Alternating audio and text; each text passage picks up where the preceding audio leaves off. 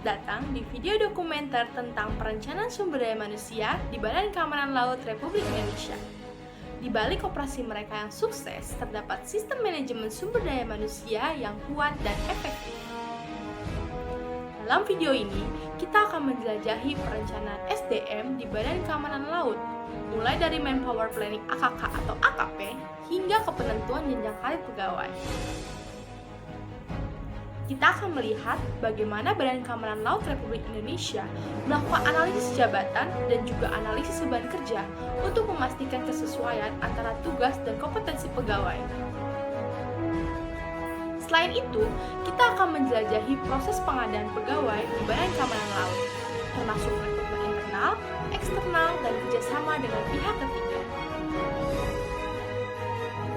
Dan tentunya, kita akan melihat bagaimana Badan Keamanan Laut Republik Indonesia memberikan pelatihan, promosi, dan penilaian secara berkala untuk menentukan jenjang karir pegawai mereka. Bersiaplah untuk terinspirasi dan menemukan betapa pentingnya perencanaan SDM yang solid dalam memastikan keberhasilan Badan Keamanan Laut Republik Indonesia di perairan Indonesia.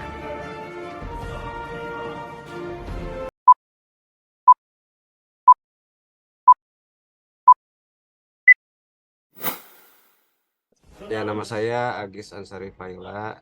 Saya sekarang menjabat sebagai analis SDMA muda di Biro Umum Bakamla RI. Saya udah bergabung di Bakamla dari 2015. Berarti kurang lebih 8 tahun di Bakamla. Oke, baik Pak, terima kasih telah mendapatkan lama terkait Manpower Planning AKK AKP.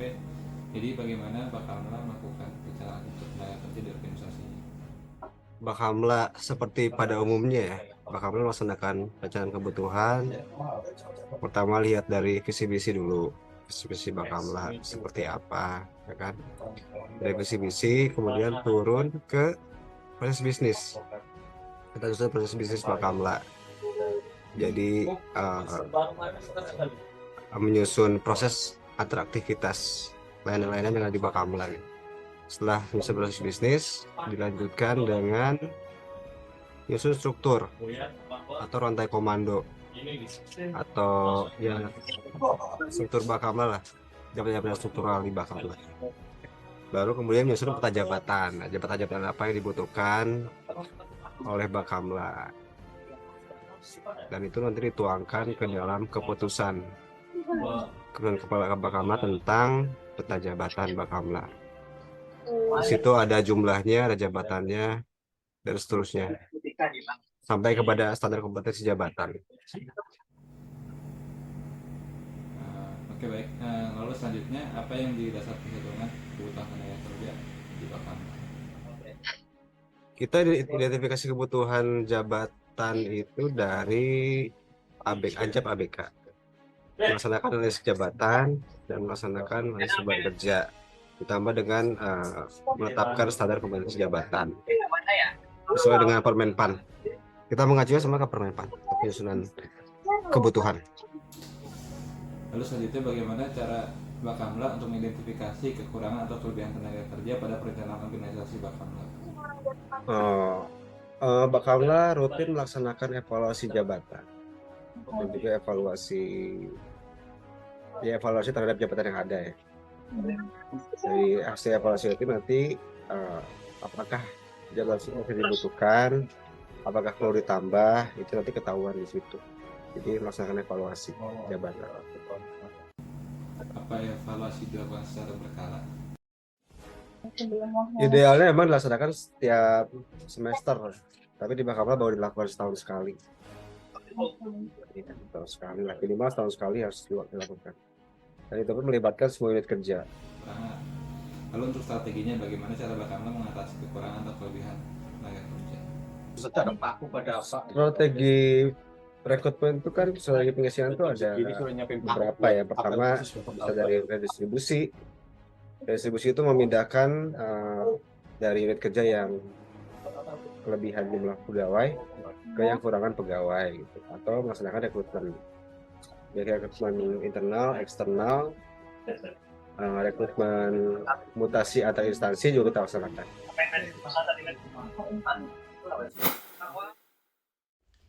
Baik Bapak, saya di sini akan melanjutkan pertanyaan seputar analisis jabatan dan analisis beban kerja. Untuk pertanyaan pertama adalah, di instansi Bakamla sendiri apakah telah dilaksanakan Anjab dan ABK? Anjab ABK itu udah ada panduannya di Permenpan, saya lupa ingat berapa ya. Permenpan, bentar. Udah dua ya, ada ya? Iya, udah dua. Kemudian untuk pertanyaan yang kedua, bagaimana proses dari pelaksanaan Anjab dan ABK tersebut di instansi Bakamla?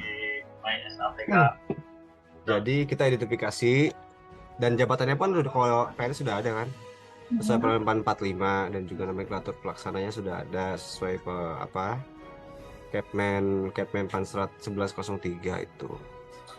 Dari situ kita identifikasi kebutuhan dan susun analis jabatannya, uraian tugasnya, kemudian syarat-syarat jabatannya, kemudian kita hitung kebutuhannya, laksanakan analisis beban kerja.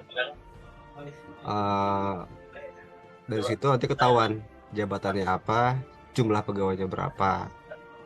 Kemudian kita laksanakan EVA-JAB juga, menghitung faktor-faktor jabatan sampai dengan nanti ketemu juga kelas jabatannya gitu. Setelah itu kita susun juga standar kompetensi jabatannya gitu.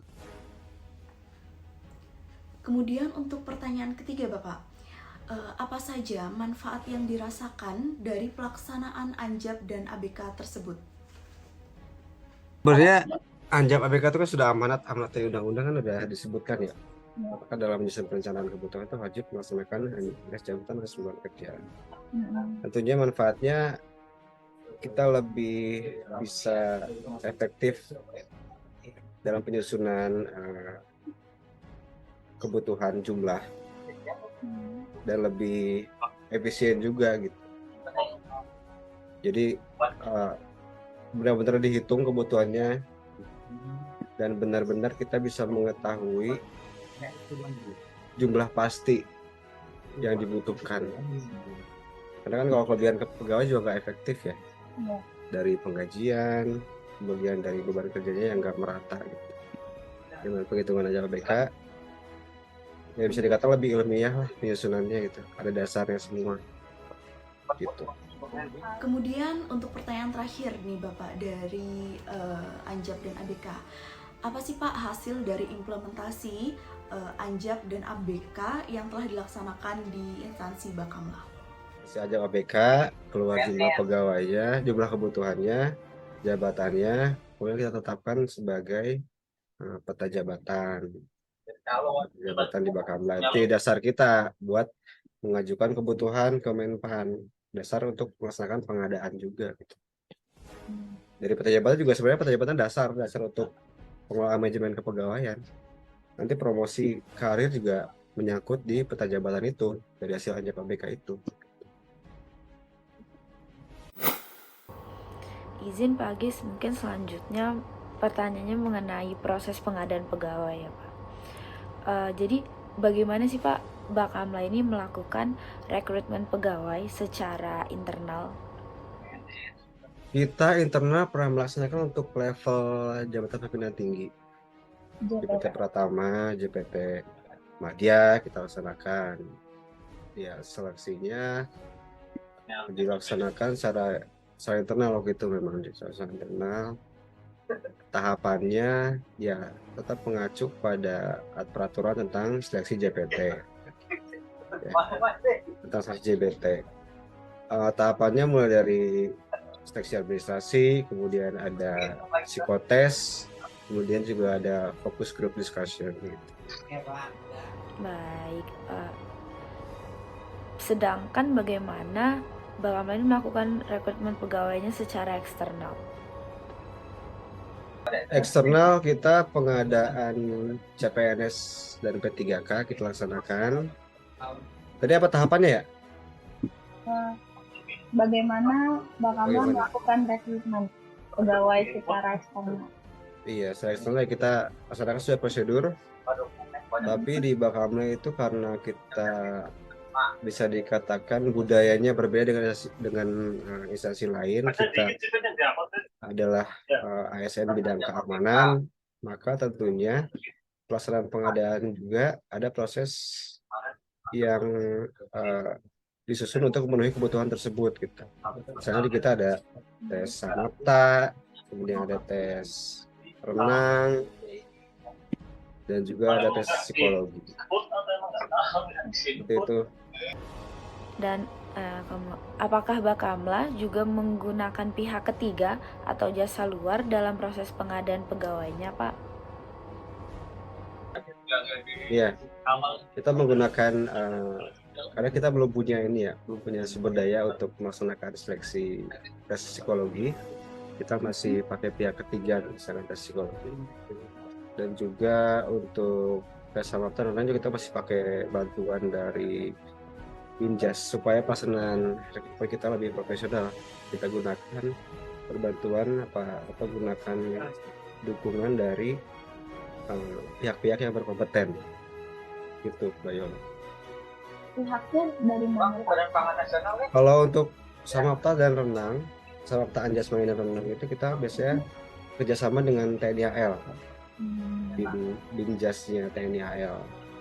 Itu kalau untuk besi kita pernah pakai dinas psikologi TNI AL, tapi kita juga pernah menggunakan dinas psikologi dari swasta, perusahaan psikologi dari swasta, konsultan psikologi dari swasta. Bagaimana Bakamla menentukan kriteria seleksi dalam proses pengadaan pegawai?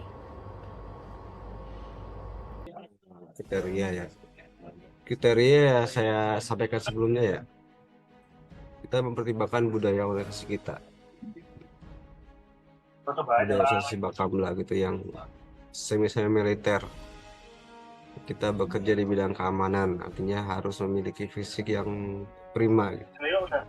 Sama dengan Satpol PP lah, Satpol PP, kemudian Satpol PP dan Satpam aja kan punya fisik yang bagus-bagus. Makanya kita juga memasukkan kriteria itu dalam seleksi. Untuk standar penilaian juga kita mengacu pada standar penilaian yang umum, itu sesuai kebutuhan kita. Baik, terima kasih. Mungkin selanjutnya akan ditanyakan oleh Mas Rizky ya, Pak. Terima kasih, Pak Agis. Bagaimana perusahaan menentukan jenjang karir setelah merekrut pegawai baru? Pola karir Contohnya AS. ke pola karir kalau menentukan jenjang karir. Iya. Kalau pola karir PNS sudah ditentuin ya. Pola karir pegawai itu kan vertikal atau diagonal. Horizontal kan mutasi lah jatuhnya ya. Mutasi ke samping. Tentunya dari awal sesuai dengan Perba BKN kita menyusun rencana karir tiap individu. Tapi itu memang belum sepenuhnya dilaksanakan di Bakamla karena kan masih prosesnya, kita memang terbatas di sumber daya. Dalam kesempatan karir kan, apalagi sekarang sudah eranya sistem merit ya, sistem manajemen talenta, kita butuh pemetaan talenta, kita butuh penilaian kerja yang objektif juga gitu. Itu yang masih kita yang menjadi concern kita sekarang, masih jadi PR lah. Ya, pola karir itu tentunya mengacu itu pemetaan pegawai, penilaian kompetensi pegawai, kemudian nilai juga dari kinerjanya.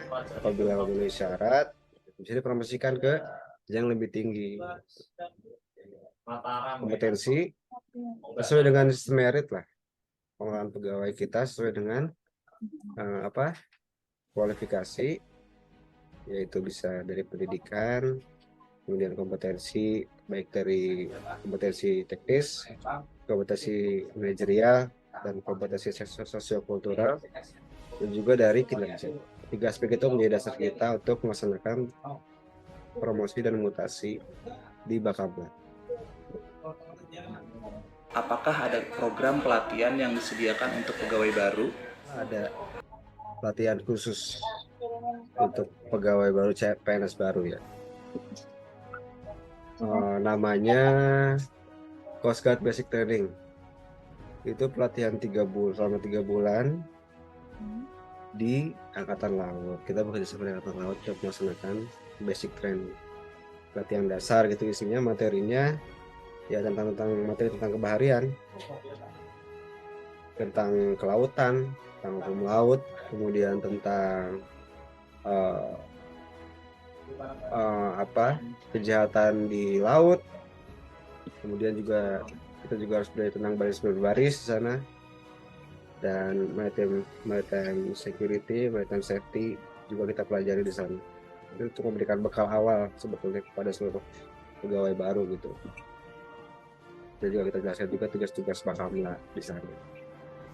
Dan 3K sementara kita masih mengacu ke peraturan yang ada aja, karena sesuai perlan itu kan wajibnya tuh orientasi P3K, nama pelatihan awal gitu. Nanti materinya berupa tugas fungsi Bakamla, kemudian core value berakhlak juga kita laksanakan, kita berikan sebagai bekal awal untuk P3K. Untuk Coast Guard kita belum ada keputusan kayak itu, karena kan P3K usianya udah ini ya, udah di atas kepala 3, ada juga bahkan yang di atas sudah kepala 4 gitu usianya. Kita khawatir karena CGBT itu kegiatannya cukup berat dan risikonya cukup tinggi gitu. Bagaimana perusahaan melakukan promosi pegawai ke jenjang karir yang lebih tinggi? Nah, tadi ya sudah saya jelasin. Kita menggunakan manajemen talenta dan juga sistem merit, penempatan pegawai sesuai dengan kualifikasi, kompetensi, dan kinerja. Kita laksanakan dulu pemetaan, kita ukur dulu kompetensinya seperti apa, kemudian kinerjanya seperti apa.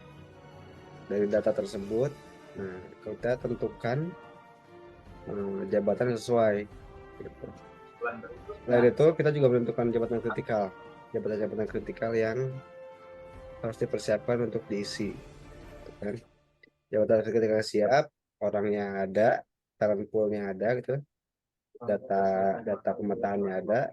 Nah, kita sandingkan lah itu jabatan yang kosong atau yang akan kosong, kita plot-plotkan orang-orang tersebut, terutama yang berada pada grid box 9, 7, dan 8.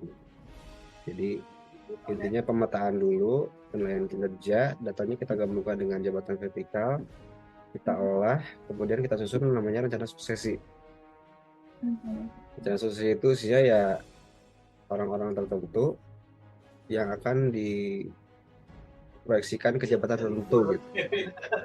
Seperti itu. Tapi tentunya itu melalui sidang forum pimpinan. Pas sidang pimpinan baru kita proses dilanjut. Bagaimana periode penilaian kinerja pegawai di perusahaan? Penilaian kita sekarang udah bulanan ya, karena Tunkin kita itu mengacu jadi dasar penilaian kerja bulanan juga jadi dasar pemberian Tunkin setiap bulan. Untuk pengisian kegiatannya kita udah harian, kita hidup setiap hari, data yang dikerjakan pegawai di dalam aplikasi gitu kan. Kemudian penilaian kinerja setiap bulan kita kompilir, kita evaluasi untuk jadi dasar penilaian kinerja.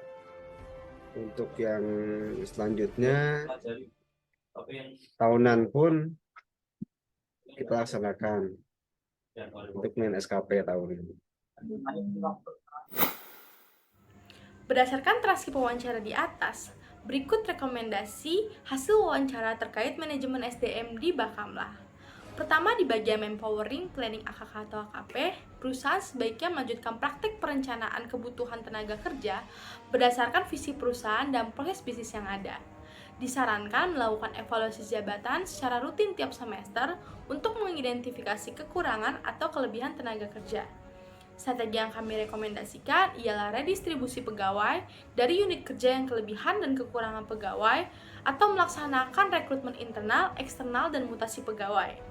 Evaluasi jabatan dan strategi pengelolaan tenaga kerja harus dilakukan secara berkala sebelum melanjutkan ke perencanaan selanjutnya.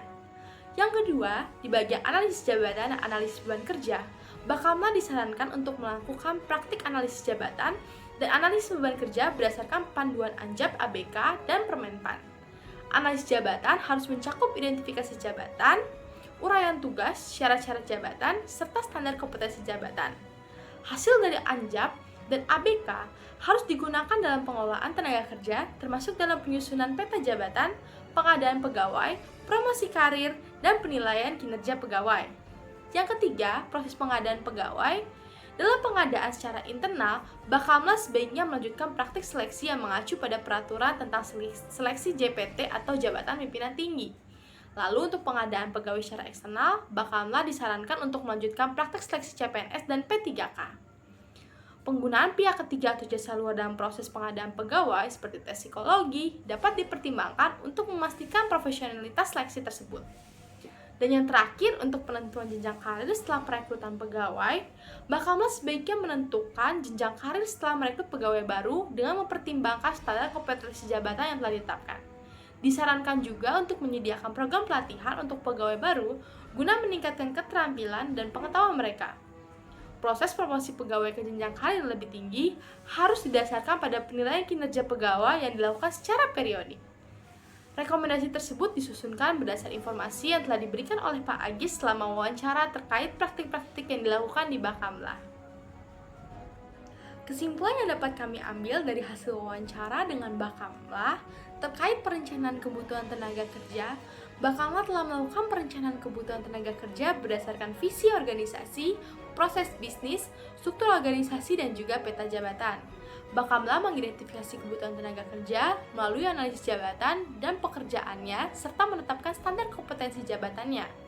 Evaluasi juga telah dilakukan secara berkala untuk menentukan kekurangan dan kelebihan tenaga kerja. Strategi yang digunakan untuk mengatasi kekurangan dan kelebihan tenaga kerja termasuk redistribusi internal dan rekrutmen internal dan juga eksternal. Jadi, untuk secara keseluruhan, Bakamla ini memiliki pendekatan yang terstruktur dan juga sistematis dalam manajemen sumber daya manusianya. Mereka melakukan perencanaan kebutuhan tenaga kerja, menerapkan analisis jabatan dan beban kerja, mengadakan proses pengadaan pegawai, dan menentukan jenjang karir berdasarkan evaluasi kinerja. Hal ini membantu mereka untuk mengelola tenaga kerja dengan efektif dan efisien dengan kebutuhan organisasi di Bakamla tersebut. Sekian rekomendasi penutup dan juga kesimpulan dari kami. Sampai bertemu di video selanjutnya. Dah.